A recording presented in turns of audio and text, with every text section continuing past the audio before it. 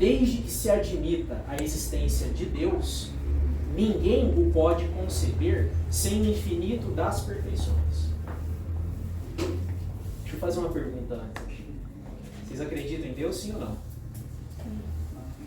Se não falar, eu vou chamar aqui na frente para responder. Vocês acreditam em Deus, sim ou não? Sim. Sim. Que bom, eu achei que alguém não acreditava aqui. Então vamos lá, hein? A gente não vive, né? Dá todas as condições necessárias. Então, ó, se a gente acredita em Deus e sabe que Ele é o infinito de todas as considerações boas, a gente não pode julgar que uma causa de uma aflição seja injusta. Se Deus é soberanamente bom e justo, não pode agir caprichosamente nem com parcialidade. Logo, as vicissitudes da vida derivam de uma causa. E pois que se Deus é justo, também justa essa causa. Isso o que cada um deve bem compenetrar-se. Por meio dos ensinos de Jesus, Deus pôs aos homens na direção da causa e hoje, julgando suficientemente maduros para compreendê-la, revela completamente a aludida causa por meio do Espiritismo, isto é, pela palavra dos Espíritos. Então, se a gente acredita em Deus, Deus é soberanamente justo e bom. Todas as aflições pelas quais nós passamos têm uma causa. E essa causa, ela não é injusta. Ela tem um motivo. E aí vocês vão falar assim para mim, mas Adriano, como é que pode a gente ter uma aflição como uma causa justa? Na visão espírita, nós somos espíritos imortais. Essa é a definição para cada um de nós aqui. Se eu sair agora perguntando um para cada um de vocês, quem é você? A pergunta é simples, quem é você? A resposta é uma das mais difíceis. Vocês vão perguntar a si mesmos, e na hora de responder essa pergunta, tem gente que não vai conseguir responder. Então, quem é você? Tem gente que vai falar que é, sei lá, é vereador. Tem gente que vai falar que é dona de casa. Tem gente que vai falar que é pai, que é mãe. Mas isso não é quem é você. São as funções que temporariamente você está exercendo. Qual que é a resposta para essa pergunta? Quem é você? Você é um espírito em evolução. Então todos nós aqui somos espíritos em evolução. Vocês já viram aquela história da pessoa que dá carteirada? A pessoa chega para você e fala assim, olha, você sabe com quem você está falando? Aí você olha para ela e fala assim, sei. Um espírito em evolução. Mais nada. Né? Porque a pessoa, quando ela chega para você e diz o seguinte, você sabe com quem você está falando? Ela se julga muito superior e você não conhece o poder que ela tem. Mas o Espiritismo traz essa visão para nós. Nós somos espíritos em evolução.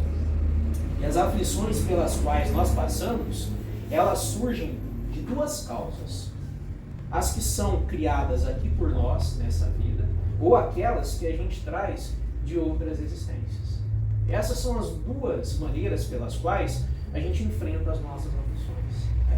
E é nesse sentido que a gente vai começar a falar um pouquinho de um livro, que é esse daqui, ó, No Mundo Maior, que é uma psicografia do Chico, em que tem um capítulo que ele chama de casa mental. Nesse capítulo ele diz que a nossa mente ela é composta como se fosse um castelo, né? E que tem 3 pavimentos esse castelo. O primeiro, que é o térreo, é onde a gente traz todas as nossas questões materiais. O instinto, nós trazemos também aquilo que é a nossa agressividade, a nossa reatividade. O segundo pavimento seria aquele das experiências que nós passamos por essa vida e que a gente vai construindo nesse momento. E o terceiro, que seria o terceiro andar, seria esse das aspirações futuras, né, para a nossa evolução. Então imagina, dentro da nossa mente, nós trazemos os nossos instintos, nós trazemos as forças para enfrentar as situações do dia a dia, mas a gente também traz as aspirações para ter uma condição melhor. Uma condição melhor de vida espiritual, não só material. Então, quando você olha para si, você reconhece que ainda não é quem você quer ser. Você quer ser melhor do que você é hoje, mas você não pode anular aquilo que você vive. Então, quando nós estamos aqui encarnados, a gente traz questões de outras existências. E a gente não pode esquecer. Todas essas questões, elas estão registradas na nossa mente. A gente não esquece isso. A gente não perde isso. Por mais que a gente tenha o véu do esquecimento para não lembrar do que a gente foi, nós trazemos no nosso íntimo tudo aquilo que a gente viveu. Primeira causa das aflições são as causas que a gente tem na vida atual. Quando você fala, por exemplo, da pessoa, do caráter e da conduta dela, o teu caráter e a tua conduta vai te trazer aflições, ou não, dependendo de como você conduz. Outra coisa, quando nós falamos do orgulho, da ambição ou da imprudência, são situações que a gente vai gerar aflições para nós mesmos. Eu não sei vocês, mas eu conheço gente que está assim, ó, a semana inteira foi bem. Chega na sexta-feira, a pessoa fala, nossa, o que vai acontecer agora? Por que vai acontecer agora? Se você passou uma semana inteira bem, quer dizer que na sexta você vai viver algo ruim. Isso é uma conduta que a pessoa vai trazer uma aflição que não tem necessidade. Quantas vezes a gente, querendo ser previdente, fica imaginando como é que vai ser o velório nosso? A pessoa já imagina, nossa, ó, meu velório vai ser assim, será que vai ter gente? Não vai? Nossa, quando fulano morrer... Gente, olha onde você está trazendo a aflição. É a tua conduta que está trazendo uma aflição que não tem razão de ser agora. Imaginem bem, muitas das aflições que a gente vive são frutos das nossas orações. Você está brincando, meu irmão? Mas você rezou para ter essa aflição. Eu vou contar uma experiência que é particular minha, tá? A Evelina, eu acho que já passou por isso. Vocês já deram aula no 6º ano? Sim ou não? Não, né? Gente, vocês não sabem que experiência é essa. É uma experiência de aflição. Você imagina, numa sala de aula, 30, 40 alunos do 6º ano, que eles perguntam se é de lápis, se é de caneta, se é borracha, fala da mãe do outro, porque pegou minha borracha, minha caneta. Você vai olhar o caderno de um, vem 15 trazer o caderno desse lado, a hora que você olhou os 15, tem 17 do outro lado. É uma experiência surreal. Às vezes eu saio do 6º ano, mas sugado. Sabe aquela energia nossa que foi embora, né? Você sai sugado. E eu sou tão exibido que esse ano eu tenho 4 6º anos. Então você imagina, né? 4 vezes, não bastava um, foram 4. E aí às vezes eu chego em casa, eu até brinco com a minha mãe, eu falo assim, nossa mãe, eu acho que eu vou deixar, eu vou trabalhar junto com a senhora lá como auxiliar de cozinha, cortando legume o dia inteiro, né? E não vou dar aula mais. Quem quis ser professor? Fui eu. Eu terminei o ensino médio, prestei o vestibular, saí num domingo, fui prestar o vestibular, prestei o vestibular, passei no concurso público, saí, paguei taxa, fui fazer a prova do concurso público, fui orando para conseguir um emprego e consegui. Aí eu falo assim, e essa aflição que eu passo no 6º ano? É fruto do quê? Das minhas orações. Então, quando eu lá atrás decidi uma profissão, orei para conseguir essa profissão. Quando eu consigo e eu vou enfrentar os desafios que me cabem nessa existência, eu tenho que pensar exatamente nisso. Essa decisão que eu tomei nessa vida gerou uma consequência. E essa consequência, ela é natural para a minha evolução. É simples. Há dias que você sai maravilhado com aquilo que você consegue. Há dias que você sai decepcionado, que você não atingiu nem metade do que você queria. E assim é na nossa vida também. Quantas pessoas rezaram por um relacionamento? Aparece o relacionamento, você está no relacionamento e de repente as coisas não são fáceis. É uma aflição que você mesmo quis lá naquela oração. Tem gente que faz até promessa. A gente que é espírita não faz, né? Mas tem gente que fala assim, eu vou lá no centro espírita 3 semanas seguidas para conseguir um relacionamento. Aí consegue. Vem a aflição e fala, meu Deus, não quero mais. Então a gente consegue nessa existência causar uma aflição. E essa aflição buscada com as nossas próprias mãos. Então, nós temos que ter um olhar que é o seguinte, não é a passividade. O Espiritismo não fala para você ficar passivo diante das aflições. Fala para você compreender as aflições e reagir diante delas. Tem uma frase de uma lenda, na verdade de um conto, né? Que eles fazem um ditado no final do conto, que é esse ditado aqui, ó. chore um rio inteiro, construa uma ponte por cima e por fim atravesse. Então, a aflição ela tem 3 etapas. Primeiro você chora, você sofre, mas não basta só sofrer e chorar. Você precisa construir essa ponte, que é para fazer o quê? Passar pela aflição. E por fim, construiu a ponte, cabe você atravessar. E esse trabalho, quem tem que fazer é você mesmo. Não existe como você atravessar uma aflição delegando para o outro a função que cabe a você mesmo. Faça um exercício mental agora. O que te traz aflição e que lá atrás você pediu para que acontecesse hoje? A gente faz isso. A gente ora, a gente pede, ou a gente não ora, a gente se desespera por questões que às vezes se resolvem facilmente. Então, quando a gente fala da aflição baseada no que a gente vive agora, a gente precisa ter essa consciência que as nossas ações, elas geram consequências. E essas consequências, elas não podem ser deixadas de lado. A gente precisa enfrentar. Outra frase que eu gosto muito. Quando você estiver cansado, não desista. Descanse.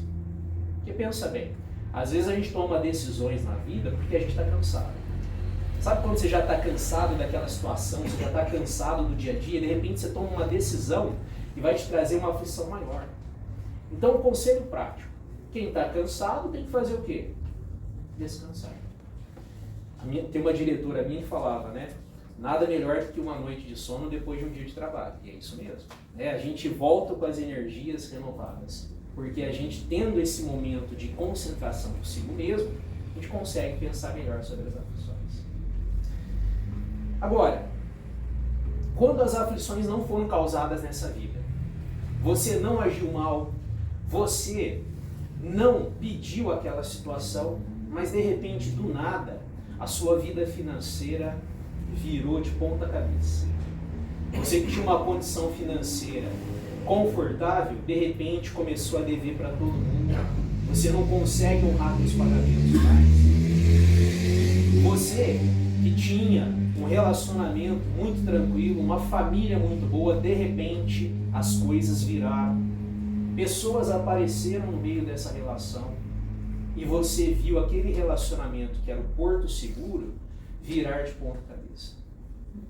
Do nada, uma pessoa que era muito amiga se vira contra você. Vocês perdem uma amizade de muito tempo. Sem explicação nenhuma, um familiar seu desencarna. Quando você está no auge da vida, trabalhando, feliz, surge uma doença grave. E aí a gente se pergunta, qual o motivo dessa aflição? Se a gente nessa existência não fez nada para passar por aqui. Se a gente não fosse espírita e não acreditasse naquilo que a gente falou lá no comecinho, nós somos espíritos em evolução. Se a gente não acreditasse nisso, se a gente acreditasse que a gente só tem uma vida, eu diria que Deus é injusto. Porque do nada você perde um ente querido. No final de semana você estava no churrasco com a pessoa e a pessoa está desencarnada no outro dia. Você que estava com uma vida ativa, de repente descobre uma doença grave, tem seus filhos, seus netos e agora está preocupando com um procedimento que é um tratamento muito difícil. Onde está a justiça disso? Daí o Espiritismo traz para a gente o conceito de reencarnação. Tantas outras vidas que nós tivemos para que a gente chegasse nesse momento e tivesse a oportunidade de resgatar os débitos que a gente se comprometeu no passado. Quando a gente fala isso, tem que tomar cuidado com uma coisa. Isso não é castigo. Isso é oportunidade. É oportunidade de, nessa vida, passar por uma experiência difícil, mas que vai sanar aquilo que nós construímos em vidas passadas. Tem uma história que a gente fala muito no centro espírita, né? E a gente que é espírita, muitos de nós têm uma tradição católica, né? Eu mesmo tenho uma tradição católica forte em casa, né? Você fala assim, nossa, a pessoa é espírita hoje, mas e no passado? Quantos de nós estávamos lá queimando as bruxas em praça pública? Né? Quantos de nós estavam fazendo coisas horrorosas num passado e hoje nós temos a oportunidade de redimir esse passado? Se a gente acreditar em reencarnação e olhar para essas aflições, a gente vai começar a entender que essas aflições, elas são necessárias para o nosso crescimento. Esse nosso crescimento é o crescimento espiritual, a nossa evolução. Pergunta difícil agora que eu quero fazer para vocês. Vocês não precisam responder para mim, tá? Só mentalmente. Quando que começa a vida? E eu não estou falando da encarnação, não. Eu falo da vida mesmo. Quando que você foi criado como espírito? Olha que questão difícil, né? Nem os espíritos da codificação conseguiram responder em que momento nós fomos criados. Porque a nossa existência enquanto espíritos imortais, ela é muito, mas muito anterior ao que a gente pensa. A gente tem uma máxima no espiritismo que é assim, a gente passa pelo reino mineral, pelo reino vegetal, pelo reino animal, para chegar no reino hominal, que é o reino do homem. Quanto tempo demorou para chegar até esse corpinho humano que nós temos? Foi pouco tempo? Muito tempo. E nesse livro, na página 56, eu vou fazer a leitura, gente, desse trechinho que é importante, tá? Ele vai mostrar pra gente o quanto a gente já viveu para chegar nesse ponto que nós estamos agora. Então ele diz o seguinte, ó, o princípio espiritual, desde o obscuro momento da criação, caminha sem detença para frente. O que significa isso? A gente só vai evoluindo. Cada encarnação é evolução. Ah, mas eu estou chateado. Não tem problema, você vai evoluir chateado mesmo. Ah, mas eu sou birrento, não quero evoluir. Você vai evoluir do mesmo jeito. Eu não quero reencarnar em São José do Rio Pardo mais. Vai encarnar em São José do Rio Pardo de novo. Não adianta. É para frente que se anda. Afastou-se do leito oceânico, atingiu a superfície das águas protetoras, moveu-se em direção à lama das margens, debateu-se no charco, chegou à terra firme, experimentou na floresta copioso material de formas representativas, ergueu-se do solo, contemplou os céus e depois de longos milênios, durante os quais aprendeu a procriar, alimentar-se, escolher, lembrar e sentir, conquistou a inteligência. Viajou do simples impulso para a irritabilidade, da irritabilidade para a sensação, da sensação para o instinto, e do instinto decorreu para a emoção, chegando ao ponto da razão. Nossa penosa romagem, inumeráveis milênios, decorrem sobre nós. Estamos em todas as épocas, abandonando as esferas inferiores a fim de escalar as esferas superiores. Então, quando a gente olhar para tudo aquilo que acontece na nossa vida, que é aflição e que não é dessa vida, vocês tenham essa certeza. Tudo isso foi um processo de evolução. E essa evolução é uma evolução que vai nos levar sempre para frente. Porque o nosso conhecimento, ele só é adquirido quando a gente enfrenta as situações pelas quais nós passamos. Vocês lembram do Chico Xavier, não é? O Chico Xavier, ele teve uma reencarnação em que ele viveu junto com o Emmanuel. Na época que o Emmanuel era senador da República e o Chico era quem? Era a filha do Emmanuel. E vocês percebam uma coisa, nessa relação do Emmanuel com o Chico, eles vêm juntos, reencarnando em várias encarnações, para cumprir um propósito de evolução espiritual. E nessas encarnações, uma única personagem não precisou reencarnar mais, que foi Lívia, a esposa de Emmanuel. Porque ela era um espírito muito evoluído, e ela não precisou reencarnar mais. Já Chico e Emmanuel tiveram que reencarnar várias vezes. O Chico foi o espírita mais iluminado que nós tivemos aqui nesse nosso Brasil. Agora eu pergunto para vocês, a vida do Chico foi uma vida de mar de rosas ou de sofrimento? sofrimentos, né? De muitas aflições. E como é que ele conseguiu passar por tudo isso? Ele consegue passar por tudo isso por acreditar nisso que o Espiritismo traz para nós. Nós somos seres em evolução.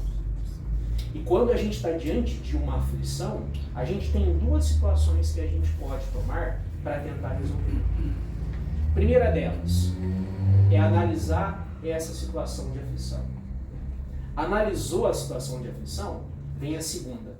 O que você pode fazer? Porque a gente tem um ciclo de atuação. Se eu não consigo resolver aquela aflição, o que eu posso fazer? Eu posso deixar essa aflição de lado e procurar pessoas que me auxiliem. Eu posso procurar situações em que eu possa entrar em contato com a espiritualidade e buscar uma resposta para aquilo. Quando nós temos um problema, analisemos a situação e olhemos para aquele problema para ver o que nós podemos ou não fazer diante dele. Se não vier nenhuma resposta para que a gente faça, a gente tem que procurar esse caminho da espiritualidade e olhar para aquele problema pensando em tudo que a gente está tendo como oportunidade de resolver agora. Essa frase que eu vou falar agora, ela vai ser uma frase que vai abrir o nosso encaminhamento para o final da nossa reflexão. Tá? O Espiritismo não eliminador. O Espiritismo não eliminador. Mas ele nos auxilia a não se desesperar diante dos obstáculos materiais da vida humana. Então, por mais que a gente seja espírita, a gente não está livre das aflições. Mas o Espiritismo ensina uma coisa. Diante dos problemas que a gente enfrenta, a gente tem que manter o quê? A nossa calma. Manter a nossa esperança. Porque tudo aquilo que nós passamos nessa experiência física é para o nosso progresso, para a nossa evolução espiritual. E para fechar, eu quero só deixar isso para vocês. Ó. Dentro do Espiritismo, quando o mestre convida alguém ao trabalho, não é para que chore em desalento ou repose em satisfação ociosa. Se o Senhor te chamou, não te esqueças de que já te considera digno de testemunhar. Então, as aflições da vida, elas são colocadas para nós como testemunho, para que a gente possa se fazer mais forte diante daquela situação. E quando ela for desesperadora e você não conseguir passar por aquela aflição, procure pessoas ou meios pelos quais você possa enfrentar. Desistir diante de uma aflição não é o caminho. E infelizmente, hoje nós estamos vendo muitas pessoas que estão desistindo das aflições. Nós temos irmãos nossos, conhecidos, que estão deixando a vida física através do suicídio. Por quê? Porque a aflição é tamanha que o ser encarnado não consegue lidar com o problema. E numa decisão absolutamente desesperada, põe fim a uma existência, achando que vai pôr fim à aflição. No plano espiritual, além da aflição que ele já tinha, a dor de perceber que a vida continua. Então, quando nós estivermos diante das aflições, busquemos auxílio. Não deixemos com que essa aflição possa fazer com que a gente chegue no ápice de querer, por exemplo, eliminar a nossa própria vida.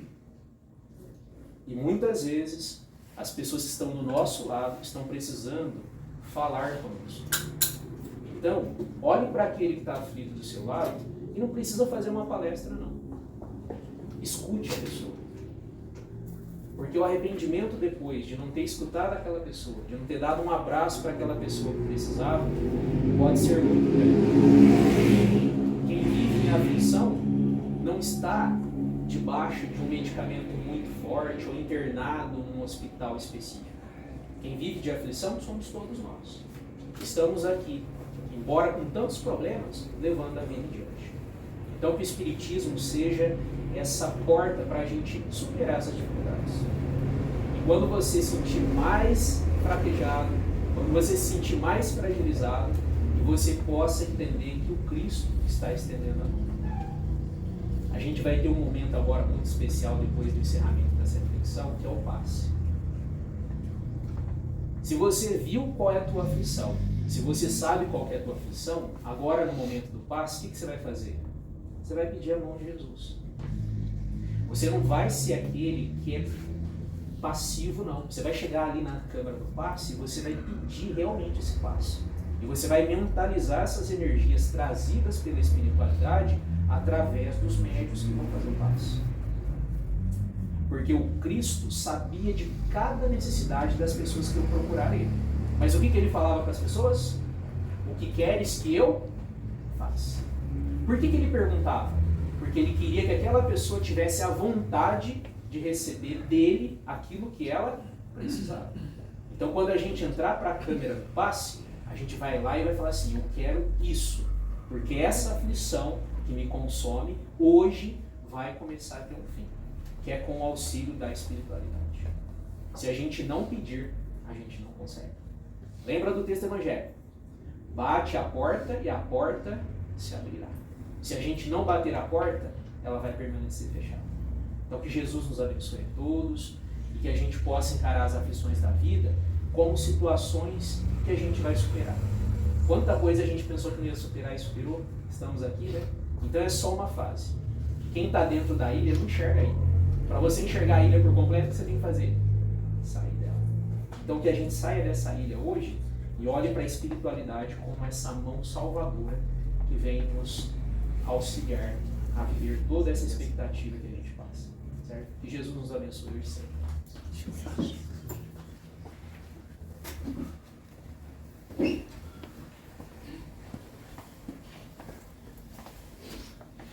Olá, boa noite. Obrigado, Adriano. Que Jesus continue te abençoando e iluminando. Que assim seja para todos. Gente, nós vamos fazer o encerramento para fechar esse ciclo. E depois eu tenho um recado para vocês da espiritualidade e do trabalho de ontem, tá? Então, que todos aqui que vieram buscar realmente consigam, dentro da nossa fé, se fortaleçam. E jamais se esqueçam, para tudo agradeça. Até o tombo que se leva, quando nos levantarmos, vamos agradecer, porque tem um propósito. Pai nosso que estás no céu, santificado seja o vosso nome, venha a nós o vosso reino, seja feita a vossa vontade, assim na terra como no céu. O pão nosso de cada dia nos dai hoje. Perdoai as nossas ofensas, assim como nós perdoamos quem nos tem ofendido. E não nos deixeis cair em tentação, mas livrai-nos de todos os males, que assim seja. Ave Maria, cheia de graça, o Senhor é convosco. Bendita sois vós entre as mulheres, bendito é o fruto de vosso ventre, Jesus. Santa Maria, Mãe de Jesus, rogai por nós, filhos de Deus, agora e para todos sempre, que assim seja. Ontem, como vocês sabem, todo segundo domingo de cada mês, nós temos o Domingo Iluminado, das 17 às 18, onde temos o trabalho das psicografias. Então, teve alguns irmãos, acho que alguns a Paula já passou, e nós temos outras tantas psicografias que estão guardadas e ao longo do tempo nós vamos falando para vocês, plateia, irmãos consulentes. Então veio um irmão e nos disse o seguinte: então, quanta gente, fiquei esperando, mas valeu a pena. Só que não estou vendo ninguém que eu conheço, entre aspas, familiar. Mas não importa. Para mim já valeu. Nunca vi um lugar assim, onde existe luz. Esse farol que ilumina, às vezes, chega a cegar nossos olhos, pois fui resgatado. Faz pouco tempo. Tudo é novo. A irmã Sheila está aqui. Está aqui comigo. Ela me resgatou, me levou para um lugar onde descansei, me alimentei, troquei minhas vestes. E hoje é a segunda vez que estou aqui. Da outra vez, não entendia muito bem. Corações e pensamentos atordoados. Hoje vejo quanto sofrimento para nada.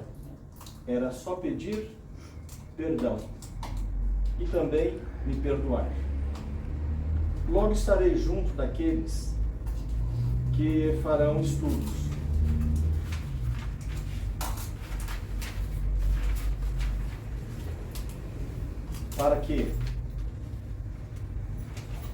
Para quem sabe um dia poder resgatar os meus débitos. Agradeço a vocês pela oportunidade, pois necessitava dessa energia ainda para restabelecer minhas forças.